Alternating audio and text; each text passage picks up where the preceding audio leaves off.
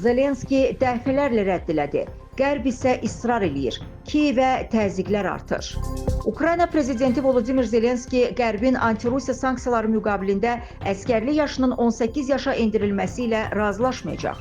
Report xəbər verir ki, bu barədə Ukrayna prezident aparatının rəhbərinin müşaviri Mikhail Podolyak RBK Ukraynaya açıqlamasında bildirib. Podolyakın sözlərinə görə Qərbdən gələn belə şərtlər qəribədir. Çünki sanksiyalar Ukraynada hərbi çağırış yaşı ilə heç bir şəkildə bağlı deyil. O həmçinin onu da qeyd edib ki, güclü sanksiyalar olacağı təqdirdə Rusiya pul axını xeyli azalacaq və o öz adamlarını kifayət qədər sayda səfərbər eləyə bilməyəcək. Düşünürəm ki, Avropa sadəcə olaraq müəyyən kölgə gəlirindən imtina etmək istəmədiyini izah eləməyə çalışır. İndiki halda söhbət Rusiyadan olan biznes layihələrindən gedir deyə prezident aparatı rəhbərinin müşaviri vurğulayıb.